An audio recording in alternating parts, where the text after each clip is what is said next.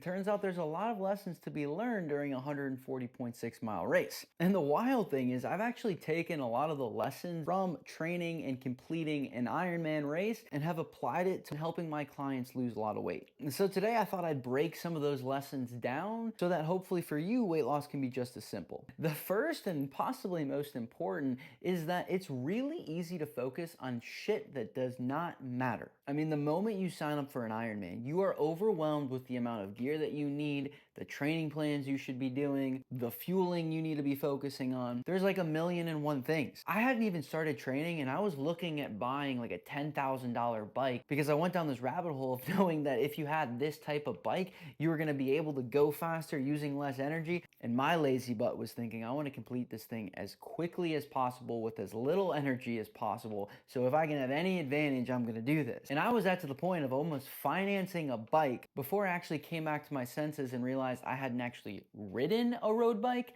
in ever. And so maybe I should start there and then decide if I want to upgrade later. But weight loss is no different. I mean, it's so easy to overcomplicate this stuff. You see all these different trends and fad diets and people on social media telling you can't eat this, you got to eat that, you got to do this to lose weight. It's just exhausting. And you can really get bogged down in the weeds and forget what actually matters, which is eating in a caloric deficit.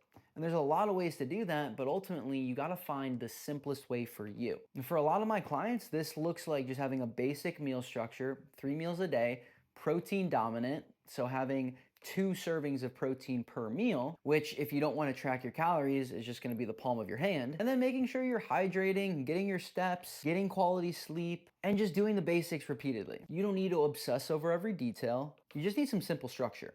And if you're overwhelmed with all of this weight loss stuff, I'd take a moment, pause, go down to the description of this video, click the link, enter your email, and I'll send you 30 of my best and simplest fitness and weight loss tips directly to your inbox. Okay, so lesson number 2 is that it is really hard to outwork a bad diet. Like when I was prepping for my Ironman, I was training upwards of 12 hours a week. I don't think my butt is ever gonna recover from sitting on that bike seat for 4 hours on a Saturday. But I remember when I started training for Ironman, I thought I was gonna become like this skinny little guy because I was training cardio all the time. Turns out when you train for 12 hours a week, you get really hungry. So not only did I not lose weight, I actually gained a little bit of weight. I also might have used all of that training as an excuse to eat a lot of things I probably shouldn't eat. Like I had a lot of ice cream and maybe a few too many bowls of cereal. Also like sourdough toast with some butter, a little honey on there. Oh, so good. Got a carb load, right? But this is a trap that people very often fall in when they're trying to do this whole fitness weight loss thing.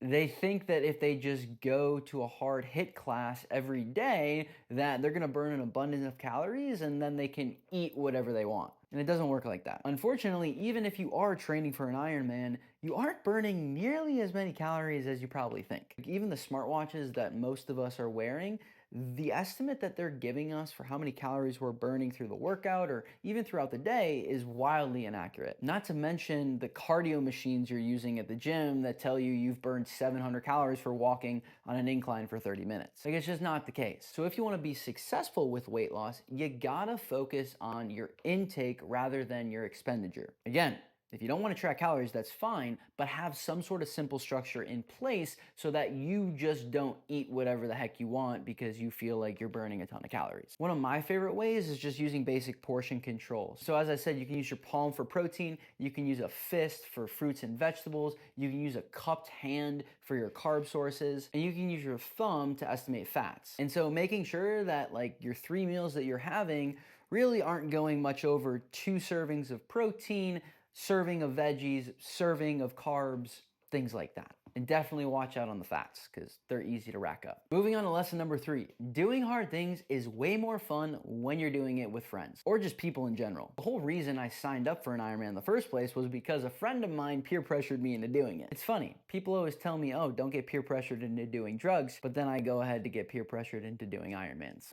Honestly, I think it's up for debate for which was worse for my health. But I trained along some of my best friends in prep for this event. Every day we were sharing our workouts, sharing the wins, sharing the struggles. It was like I was back on my high school wrestling team. It just felt good to do something hard, go after big goals, alongside people that could relate to what I was doing. Then I also had a coach which was helping me plan out exactly what I was trying to do and making sure that I was on track to actually reach that goal. And then not to mention the race itself. Like, you were just surrounded with the most positive individuals, and it's almost overwhelming the support that you feel when you're doing this really difficult physical event. And so even though you're thinking, oh, weight loss is more of like an individual thing, it doesn't have to be. Like, this is why all of my coaching programs revolve somewhat around a group or a community, because I want to give you your individual attention, but I also want you to feel like you're a part of something bigger and being around people that are also sharing your struggles and your experiences. And if you want to learn more about these coaching opportunities, click the other link in my bio and it'll take you to a page where you can read all about it. Okay, the final lesson that I've learned from Ironman is that if you don't quit, you will finish. I gotta share this story of my best bud, Adam, who is literally the walking example of this lesson. So everything went wrong during Adam's race. He got nauseous during the swim, 5 miles into his bike, he lost all of his nutrition, and then he ended up throwing up multiple times on the run. Every one of these obstacles